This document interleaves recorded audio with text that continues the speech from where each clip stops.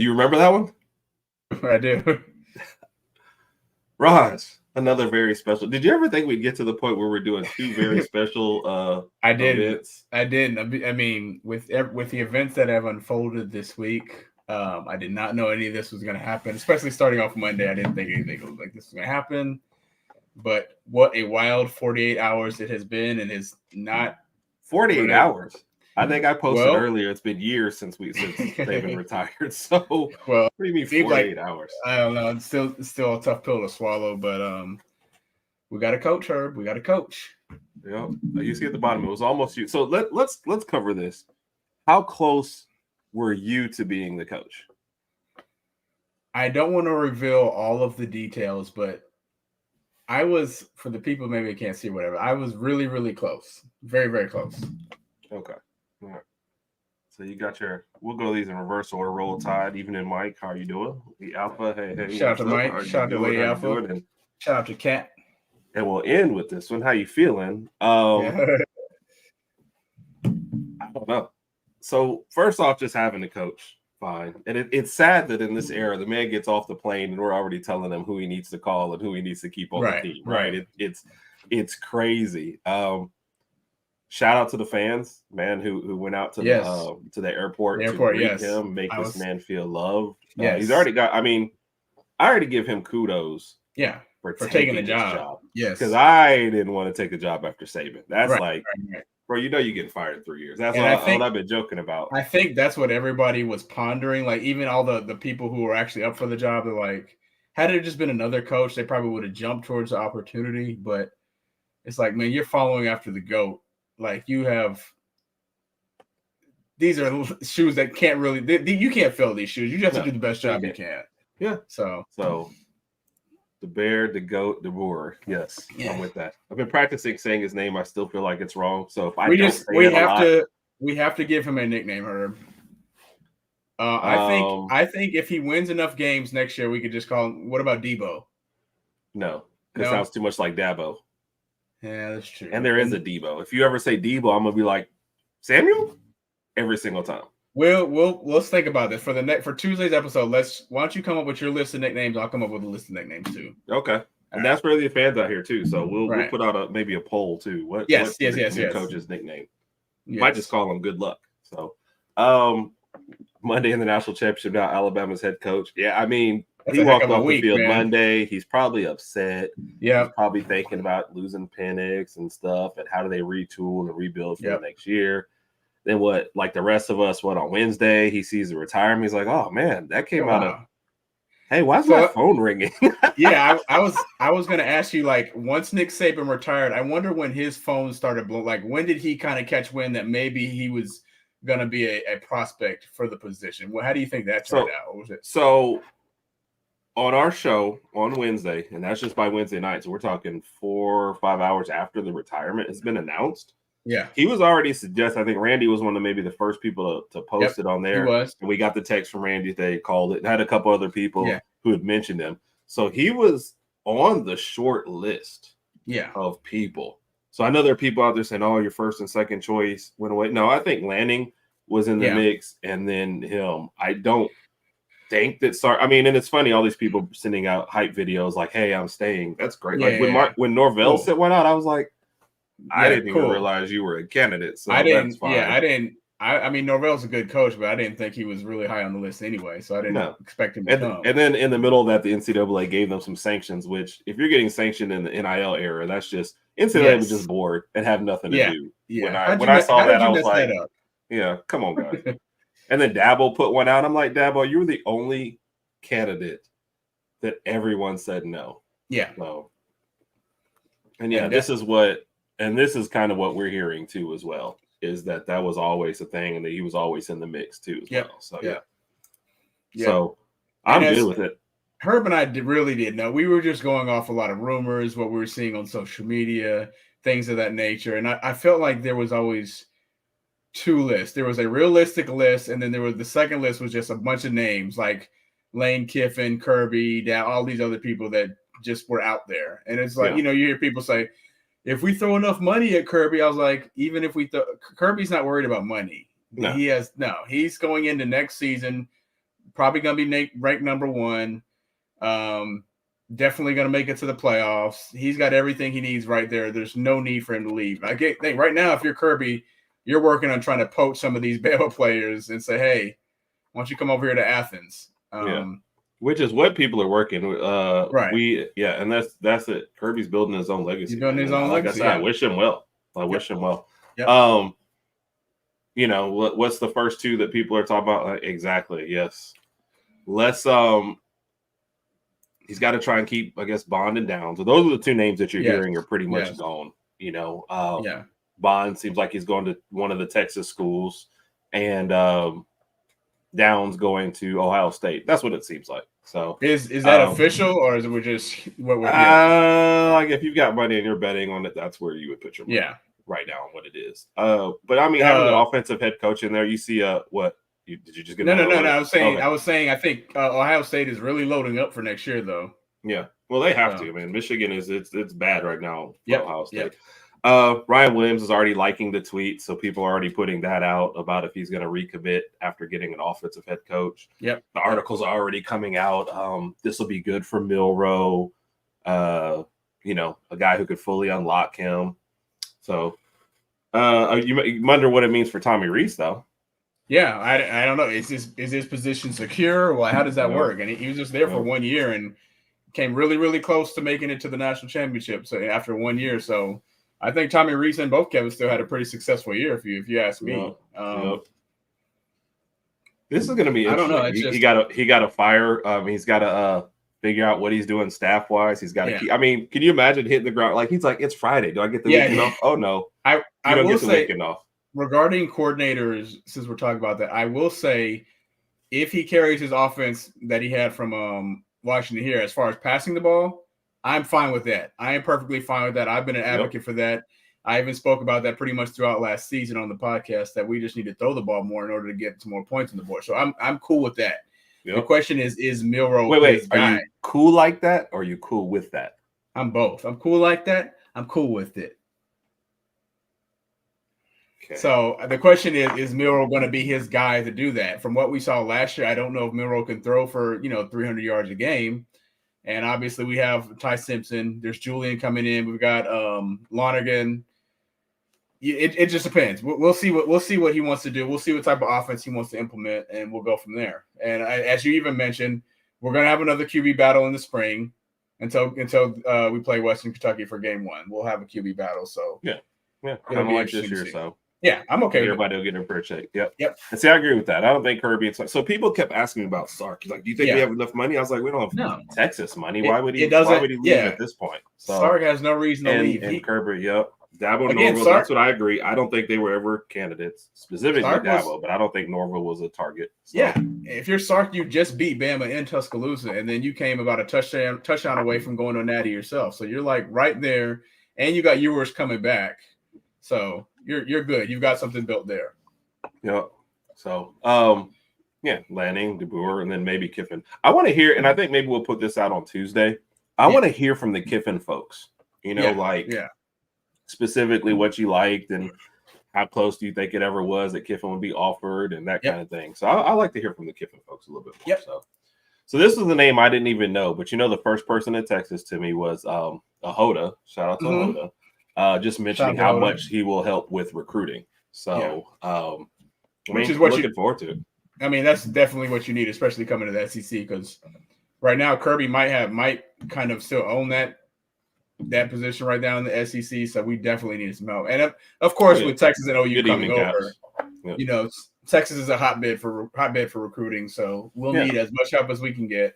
But I think you can agree with me. The main focus is, based on what Chris Lowe said, there was a 9 p.m. meeting tonight. I'm assuming that's with the players. We are all kind of just waiting kind of to see what's going to happen after that meeting. I don't think you'll hear too many announcements tonight, like, oh, I'm leaving, but maybe tomorrow and then Sunday is when we don't get the weekend off. Is that what you're saying? We do not get the weekend off, man. These next 48 hours are going to be just as nerve-wracking as the previous 48 hours. I can't. We can only hope to we're going to lose some players. We know that, but we just I would love to just try to keep the core. I know you just mentioned Caleb Downs. I've spoken about him a million times. I would love to keep him. I just don't know what he's going to do. If he leaves, so be it. Yeah. And that's my thing. I'm trying not to. So when I first heard like the Bond and Downs movie, I was like wanting to curse both of them. But I got to realize, look, man, football is a finite sport, man. They all are, but you only get so many chances in this sport. And if you get a chance to get a big payday or better yourself, because you never know what can happen. It's got the shortest lifespan, has to be of the big four. Yeah. You never know what's going to happen, man. So I'm going to do my best to wish anybody well that leaves. Everybody that stays, man, I'm happy to have you here. For DeBoer, it's like the best and worst time to come to Alabama. The worst time because you're following Saban. You are the king in my eyes just for stepping up. Yeah. The best time because the playoffs are expanding. So you get your feet wet. If you lose an early season game, it's not going to kill you right off. You can lose 2 games and still squeeze in that 11 or 12 spot depending on what happens, of course, with some of these other teams. I know there's going to be some undefeated teams, probably at 23-24, but that's going to be like a Liberty or something like that. And I don't think they're going to be in the playoff. But no. Yeah, you made a really, really good point. You can kind of lose a few games this first season, and we'll live with it. Keep in mind, Nick Saban was 7-6 in his first season. Well, but if you go 7-6 next year, you're getting fired. I'm sorry. Yeah. There's not even going to be a meeting. Don't go to your office. Just get out. Somebody at halftime of the last game will just come and take your keys out of your pocket and the headset off your head. So in the middle of the second quarter, guaranteed. Yeah. Did you see Funny Man's video about this? The new coach. I saw it. Yeah. So for those who didn't see, you got to go check it out. It's a TikTok, a short. But he's like the Knicks head coach when they lose the coin toss, and he oh, you know what? Get that guy out of here. Get him out of here. He gone. He gone. So that was pretty. Pretty accurate, and I hope that Bama. Good evening in the Caps. Your other stuff, Caps, that you're saying, we'll have to cover another day. Not really talking NFL or Commander stuff yet. Yeah. Yep. Mike, good, very, very good point. So, I wonder if they just kick Reese to the door, like, "Hey, buddy, nice to know you." So, Reese is like 31. He's young, so he'll find another job. Mike, I saw this out there too as well. So I didn't know anything about his daughter coming with him. Yeah. So I saw it today being posted and stuff. So let's not pretend like I knew what was going on already. Yeah. Nah, Mr. U, you're crushing it, man. You having a great week. One day, see, here's Mr. U, here's us. We're just trying to close the gap. We're getting there. We're getting. He's still living high on that natty, so he's having a phenomenal week. Yeah. Nobody see, and it's funny. If I was him, could nobody touch me this week? I'd be sitting back. I'd be like dancing every day. I'm like, what'd you guys do this week? We won a natty. Yeah. Shout out to Mr. U. Yeah. Go on, Caleb. Yeah, I'm down with it. I'm down with it. So, man, like I said, big shoes. And so no shots at the other guys. Like I saw them bring out their videos. I saw Norville get his pay raise. Good job to everybody else for staying where you are. I see the individual merits in staying in each place for everybody. Yeah. I definitely wish Lanning well. Oregon never had anything bad against Oregon. Sark, like I said, I don't even know if that was ever going to be official, but Sark, man, you got a chance to make it. And he's always given respect to Saban. Man, I've got nothing bad with Sark. Probably one of the best offensive minds we've ever seen. So wish him well. I'm not a Texas guy, so I'm never like Texas, but I can wish Sark well. So what do you think about the Dabo hate with all this? I didn't realize it was on that level. Like they showed the video of everybody going out to Nick Saban's statue, and then the one guy said, like, what did he say? Like anybody but Dabo. I didn't realize it was on that level. Yeah. Like I understand like he doesn't want to kind of adjust to today's game as far as recruiting. I get all that, but I didn't know that people disliked him that much. Yeah. And I felt like with him being a former Bama guy, being from Pelham, playing at Bama, etc., he has a lot of the intangibles that you want for a new coach, but some people in T-Town and BM just don't like Dabo. Like they was gonna. We talking about a full-on riot. Yeah, if Dabo got hired. So keep in mind, Dabo's first game next year, they're playing Georgia. I will be tuning into that game because obviously we're playing Western Kentucky. So I will be tuning into that. I will be watching that game to see what happens. That in there. I mean, Georgia's going to win the game, but I hope it's competitive. So. Yeah. I saw him post this earlier. I don't know what the post game speech was. So I didn't. I have to rewatch. I'll have to rewatch his post game speech. I'm assuming he's talking about after the Natty. Yeah, I wouldn't be shocked exactly he said. I'm assuming he said something like how much he's loved Washington, loves the program, etc. But a lot of coaches say these type of things, and anything can happen. And you have to think though, that's a huge stepping stone. I mean, you're talking about a guy who's been coaching like seriously for 5 years. Yeah. And has a chance to jump from there's a lot like I said, the Georgias and the Texases, you're not moving. Yeah. Ohio State, Michigan, you're not moving. But chance to jump from Washington to Alabama is a huge Alabama. That's so I can see him. So Jimmy Sexton, the real MVP. Yep. And Cass, we see your other question on there. No, we've never gotten a reply. But you can always message us off the air for that kind of stuff. Yeah, and for those who don't know, Jimmy Sexton is like a super duper agent. He is an agent of players, coaches. Is he your agent also? Oh, okay. Yeah. So Jimmy Sexton's he's got a lot of guys this past few days who've made a lot of money, got a lot of raises. So obviously that's putting money in his pocket. So Jimmy Sexton, like Mike said, he is the real MVP. Yep. Rick Fresno's really good. Yep. I mean, it's a huge jump. It is a huge jump. The expectation level. Yeah. Can go up there. The fans, let's be honest, we can grind you down at times. Like that's true. That's true. And you're coming into a time where they're not the king of the SEC. And the real problem right now is there's not enough people that remember pre-Saban. Right. And all you fans that jumped in here when Saban was here need to realize that it wasn't great right before him. It was rough. And you can't have the greatest coach of all time and then expect the next guy to replicate that success. Exactly. Especially in the changing era. So, I feel like you got to have patience and you got to have support. Yep. And he's not coming into a terrible team. I mean, we just made the playoffs. So it's not like the cupboard is bare. The cupboard is bare. That is a real phrase. How is that stopping you? Okay, the cupboard is bare. I need somebody to back me up on this stuff. That's a regular phrase. Nobody says that. You need to stop reading so many books. Oh my gosh. Hey, I'm thirsty. Is my cupboard bare? Listen. I mean, why are you going into your cupboard for drinks anyway? To get some porridge? What are you, one of the three little big? What the heck? Oh, Big Mike said that's a pretty common saying. The cupboard is bare. Look at you. Thank you. Man. So out of the 17 things I've said on the show, I've been backed up once, but I will take that win and I will run with it. So I think that. So speaking to Kat's point here, what do you think? Kat, there's zero chance that we're having zero. Okay, zero. Okay. I think realistic expectation, and this is, keep in mind, I'm going to make this statement prior to anybody transferring or entering the portal. I would say 3 losses next year. Right. That's realistic. And then I say I could pick out a handful of games. I mean, keep in mind we're playing at LSU and at Tennessee next year, so those could be tough games. Right. And again, it just depends on who stays and who leaves. Right. So your toughest, obviously, you got Georgia. Right. Yeah. You go to Oklahoma, no idea how that one's going to shake out, and they're at Tennessee and at LSU. Yeah. Yep. So, and I know some people will say at Wisconsin, but Wisconsin's strengths always play into our strengths, so it's not. I don't worry as much about them as others. I figure that's going to be a tough game because it's a road game, but I see us winning that game. So I mean, I can see us losing 3 games right now. Yeah. I can see us losing 2-3 games and still make a playoff. If we end up at like 11-12, I'm okay with that. Football coaches, I'm not fanatical.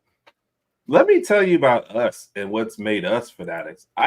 Moving to Tuscaloosa. We used to be super into basketball. That used to be our thing. That used to get us going. And all of a sudden, a couple years in Tuscaloosa, next thing you know, I'm stressed out the last couple of days. People are like, what? When y'all getting a coach? I'm like, bro, they don't call me. I don't know. Yeah, I don't know. I had coworkers asking me here in Texas, like, oh, here's Saban's leaving. Are you okay? I'm like, hot chocolate. Hold on. Oh my gosh. People asking me if I'm okay. I'm like, yeah, it sucks, but I mean, we'll figure it out. And then people ask me, who's the new next coach going to be? I'm working with you. I don't know. Okay. I don't live in Tuscaloosa anymore. I have absolutely no idea. I'm just going off everything that I hear on social media, which is the same thing you're doing. So we shall see. Amen to that. Yeah. I hate to agree with this one, but I do.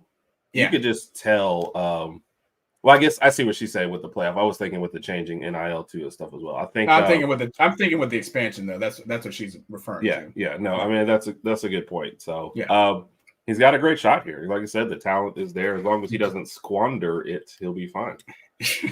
Do you think, now that I'm thinking about it, do you think this is one of the reasons why Saban left this specific year, because he knew we were going to expansion and the team would have more room to fail and still succeed? You see what I'm saying? No, I honestly think still more NIL and more. Yeah, I think he just got tired of it. NIL and transfers and there's some rumors about certain players. This is Bond. There's a rumor going out about this is the second time they've had to talk him out of the transfer. And I think Saban came in an era where you had to do a lot of recruiting, but once you got them there, they largely stayed with you. And now you have to recruit your own players as well as other players. That all equates to a loss of control too. I mean, when you have players transferring all the time, you don't know who's going to be loyal to your program and actually stay there. So nobody's going to be loyal to programs anymore. No, that's for sure. Everybody's chasing the money, and it's like we can say it as fans that we hate it, but if you were in that position and somebody's offering you $1 million to come play another, and like I said, you have no idea if you're ultimately going to make it to the NFL. Right. Football is one of those sports, man. You break a leg next year and that your whole career might be done. Yep. So I could see it. That's why I thought this was his best coaching job. And I think he got, we hate the way it ended. I really wish he would have won this year. With the way that this season turned out, I even said this to her. I did not think we were going to make a playoff. I thought we were probably going to lose another game, to be honest with you, but we lost. We were at 12-2. I mean, I'm okay with that. I can live with that. Sorry, I was trying to see what you're good. Average career 5 years MLB, 6 years NBA. No, 5 years for Major League Baseball and basketball, 6 years hockey. And it says 7 years for NFL. I didn't think that was the NFL used to be like 3 or 4 years, so maybe that's jumped up a little bit. I would. So the very next thing I click on says 3.5 seasons. Yeah, that's what I'm saying. It's 3.5 seasons, but you're lucky to get that in. So definitely. Yep. So yeah. Be interesting to see what he does. I hate it for man flies in at like 9 o'clock on a Friday night or 8 o'clock, whatever he got in on a Friday night, and has to spend his whole weekend working. Before anything else happens. I mean, if you're Kalen DeBoer, you're probably you jump off the plane, say hi to the fans. You might have to go do. I don't know if you're going to go to the press conference, but I would think you would go straight to this 9 p.m. meeting and say, "Hey, I'm the new coach." Nick Saban's probably sitting there and just blah blah blah, go back and forth. And Nick says, "Listen, I know some of you guys are having thoughts about going elsewhere, but I'm going to be here to help out to kind of smooth this transition over. So stay here, sit tight, and he can." That way you can even talk to some of the players individually. I agree. And Randy, I think this man's only going to get like 3 hours of sleep this weekend. Oh, yeah. And then Randy made a good point too, which was something I thought about, was how long will DeBoer be able to... Are you going to say it like that every time? DeBoer. How long will Kalen be able to accept the fact that Saban is still going to be there in the shadow? You see what I'm saying? Like, I understand he's the head coach, but is there going to be a point where he's just like, dude, how long is he going to be kind of, because Saban's probably going to be at some of the practices. Yep. If he's at the practices, he's going to get some attention. He's got an office in the stadium, so he's still going to be there. It's kind of like Saban is like Emperor Palpatine, and Kalen DeBoer is now the Darth Vader. So on our last episode, before he retired, Nick Saban was Darth Vader. Yes. Now he's Emperor Palpatine. Yes. What is it, Smoke or Snoke or whatever? Whoever that villain they had in there for 2 seconds in the last Snoke was the guy with the gigantic big head and the weird. So I don't remember because I didn't rewatch any of those movies. They went off the rails so fast. I only rewatched the original 3 Star Wars that we watched when we were younger. The other ones. Now I did rewatch episode 3, the one where we saw him turn into Anakin Skywalker, Revenge of the Sith, I believe. Was that Revenge of the Sith? Yes, let the hate flow through you. Yes, let the hate flow through. Ooh, as Alabama fans, we have a lot of hate. We hate each other at times. So, and before we go too far to stars, I do want to talk about this. Sorry, I totally derailed. No, I agree. So, my hot take is if we beat Georgia for the national championship with Bryce Young, he retires then. You could tell. And I said it from the beginning. He hated NIL. I think he was for player empowerment. I agree with that totally. But the direction it has taken in combination with the transfer portal and the early transfer windows or whatever you have and NIL, I think that all mixed together is just, I mean, what they call it's really the wild, wild west. 1,500 people into the transfer portal by day 2. I mean, that doesn't even make sense to me. So that's weird. Depends on how I say, but handle us over, defer to Kalen on issues and not overstep.